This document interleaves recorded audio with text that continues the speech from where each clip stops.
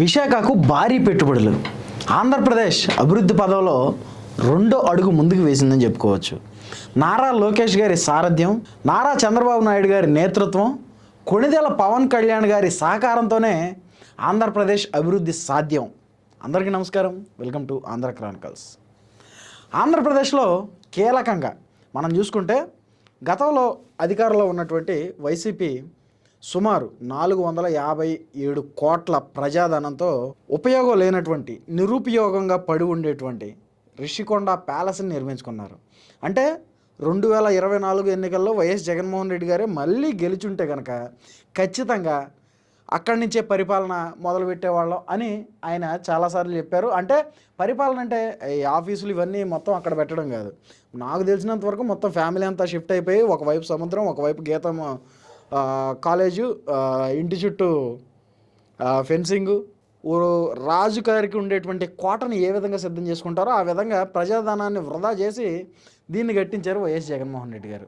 అయితే ఇప్పుడు దాని గురించి ఎందుకు, ఆల్రెడీ అయిపోయింది కదా. ఇప్పుడు వైజాగ్లో ఉన్నటువంటి రిషికొండ గురించి ఎందుకు, దాన్ని ఆల్రెడీ కూటమి ప్రభుత్వం ఏదో కార్యాలయాలకు వాడడానికి సిద్ధమవుతుంది కదా, మరలా ఇప్పుడు దాని గురించి ఎందుకు అంటే సరే, దాని గురించి పక్కన పెట్టేద్దాం. అయితే వైజాగ్కి ఇప్పుడు సుమారు 10 లక్షల కోట్ల పెట్టుబడులు రాబోతున్నాయి.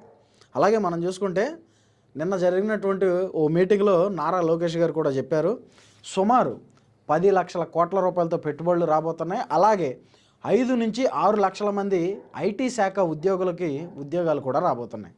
అలాగే నిన్న జరిగినటువంటి ఒప్పందం రైడెన్ కంపెనీతో చేసినటువంటి ఒప్పందంలో సుమారు 87,500 కోట్ల రూపాయలతో ఇక్కడ రైడెన్ ఐటీ కంపెనీ రాబోతుంది. అలాగే మనం చూసుకుంటే టీసీఎస్, మైక్రోసాఫ్ట్ లాంటి డేటా సెంటర్లు కూడా రాబోతున్నాయి.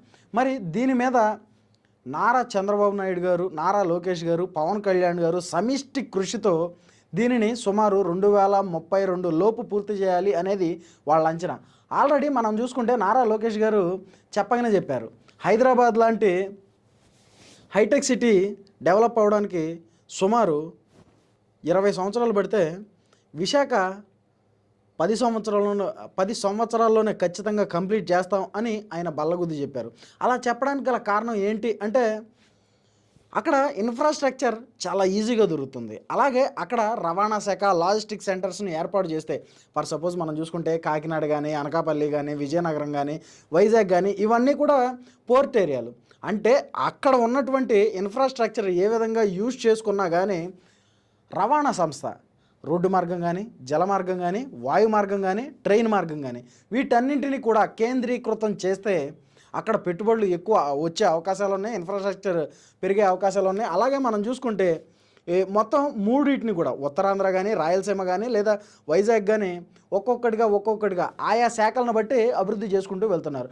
మనం చూసుకుంటే అమరావతిలో ఈరోజు సిఆర్డిఏ ప్రధాన కార్యాలయం ఓపెనింగ్ ఉంది. అంటే డెవలప్మెంట్కి సంబంధించి ఏ కార్యకలాపాలు చేయాలన్నా కానీ అది అమరావతిలో పెట్టే విధంగా, అలాగే సోలారు, మ్యానుఫ్యాక్చరింగ్కి సంబంధించి ఎలాంటివి ఏమొచ్చినా కానీ అవి రాయలసీమలో పెట్టే విధంగా, అలాగే ఐటీకి సంబంధించి ఐటీ కంపెనీలు, డేటా సెంటర్లు కూడా వైజాగ్లో పెట్టే విధంగా రూపుదిద్దుతున్నారు. అంటే ఆంధ్రప్రదేశ్లో ఉన్నటువంటి అన్ని వైపుల నుంచి కూడా అభివృద్ధి చేయాలి అనే విధంగా నారా చంద్రబాబు నాయుడు గారు, నారా లోకేష్ గారు, పవన్ కళ్యాణ్ గారు కృషి చేస్తూ ఆంధ్రప్రదేశ్ను అభివృద్ధి పదంలో నడిపిస్తున్నారు అనడానికి ఇదొక మంచి చక్కటి ఉదాహరణ అని చెప్పుకోవచ్చు.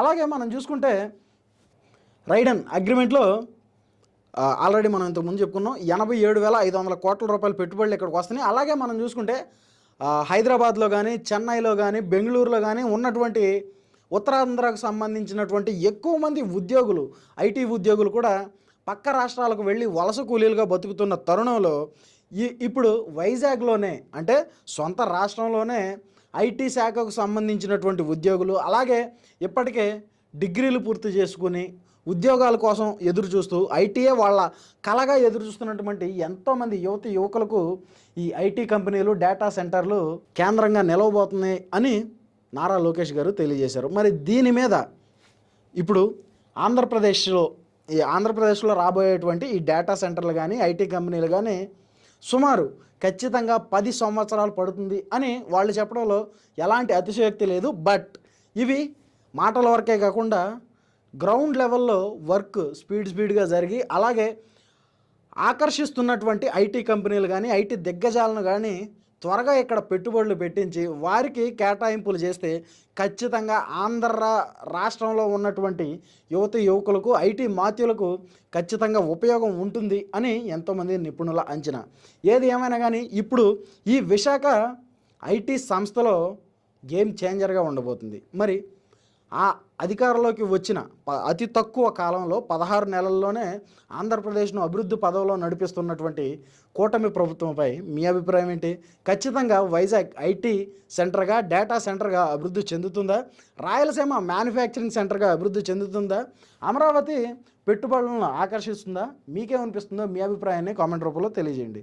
Thanks for watching. This is Rajesh signing off. Andhra Chronicles. Thank you.